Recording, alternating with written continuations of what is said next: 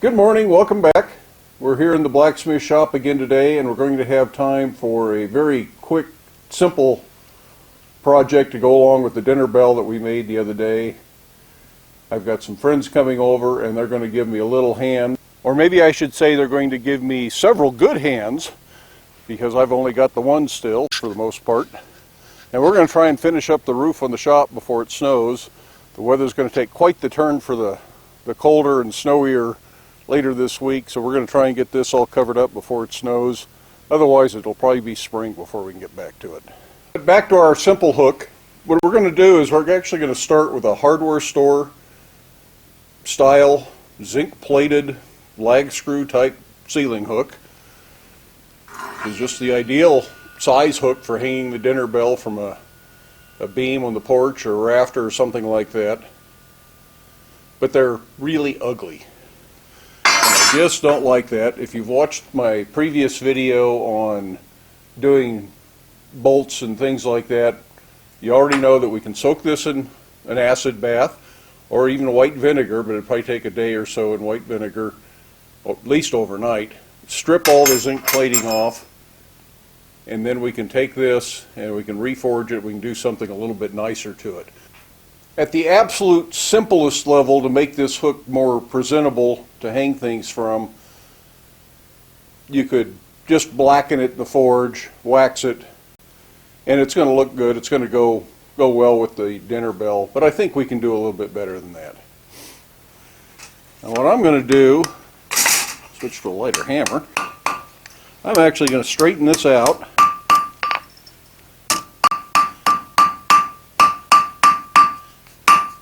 And that may seem like a little bit of work, but it's pretty hard to cut the wood screw threads by hand. So buying something already threaded, like a lag bolt, is much easier. Now you can actually buy a straight rod with these threads. They call it a hanger bolt or a hanger blank. But the only place I know to get one long enough to do this is blacksmithbolt.com. And sometimes it's just faster and easier to go to the hardware store and buy something like this. I actually buy the whole box of these from McMaster Carr. So this is just the usual routine. Draw it out to a square taper, then go octagon, then round.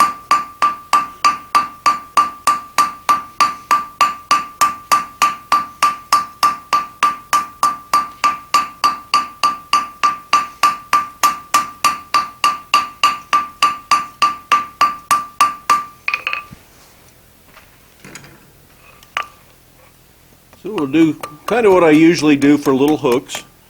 Just a little bit of a scroll end here, curly Q, rat tail.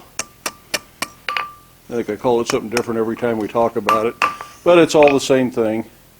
And then we're going to go ahead and bend the hook.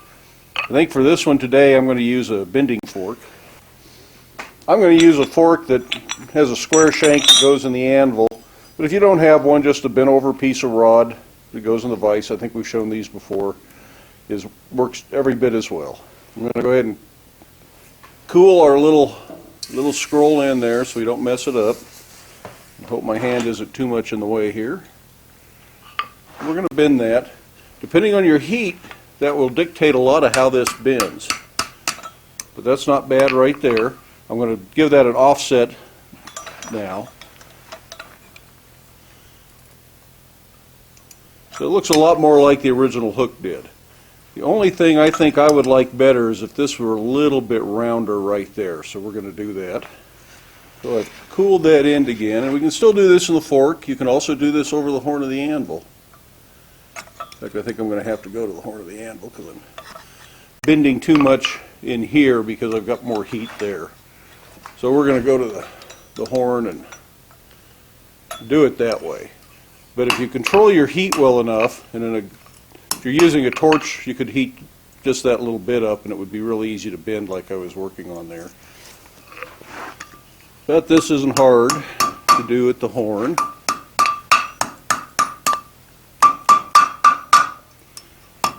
I think that's a little bit more graceful hook than what I started with. It's just not quite as straight right through there.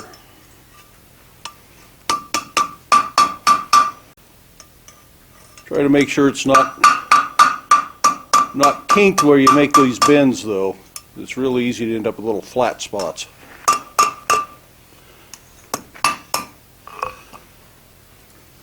So that's really all there is to that. We're going to wax that, and I'll show you another approach here real quick. So without straightening this, we can do a little bit of tapering right here at the horn.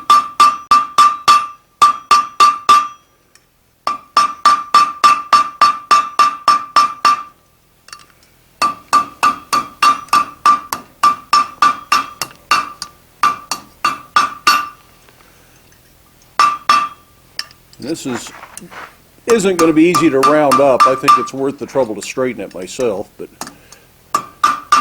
we can at least knock the corners off. So I've got a little bit of a square tape. Since this is already bent here, it's going to be hard to hammer a nice little curl in the end, so I'm just going to use a pair of scrolling tongs. It's a little bit of a big curl, I think, but it's not too bad. This is a much chunkier end than I really like, but if you just don't want to take the time to straighten it, I think you can make this work out pretty well for you. And that's just another option. Well, here's our little assortment of hooks. This is what they look like, brand new out of the package. I buy those in a package of about 25 from McMaster Carr. They're fairly affordable. I don't remember the price, but it's pretty simple to do. You can buy the straight rod, like I said, from Blacksmith Bolt with the lag screw thread on it. And that's a pretty good option. I just didn't happen to have any around this morning when I decided to do that. If all you do is just run it through the acid bath and then blacken it, you can get a hook like that. And that is a way better looking hook than that shiny silver one for your ironwork. These two hooks here were done without unbending the hook. So this part of the hook through here is the same. So that is an option. It's fairly quick, but I still like this look a little bit better. It's not as commercial looking a hook. It's just using this as a stock material to get that thread. And it's a much more graceful taper, and the little scroll at the end comes out much better. And I think that's worth the time to do it. Really, I think you could do a dozen of these an hour or more without hardly batting an eyelash, maybe even 2 dozen an hour if I really needed that many of them, but I don't. I've got 3 dinner triangles, so I've got 3 hooks I can use for those. So that's just a quick little project that I thought I could sneak in this morning before my friends get here. Fellow blacksmith Grant. Grant also found the cylinders laying out in my scrap pile and says, "Hey, why don't I cut that for you?" So he cut the bottom off of this cylinder, which is going to make an excellent little swedge. I think I had to save that. I think he might have walked off with it, although if he really wants it, I'd be happy to give it to him.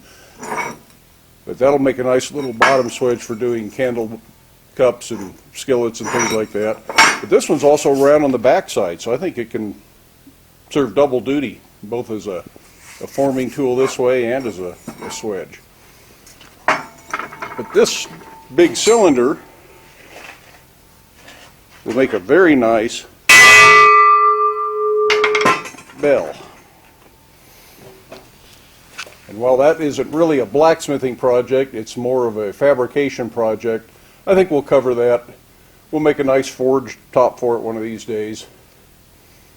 But in the meantime, I need to go get the tools rounded up, back the pickup up so I can unload the sheet metal for the roof, and make sure we're ready for them when they get here.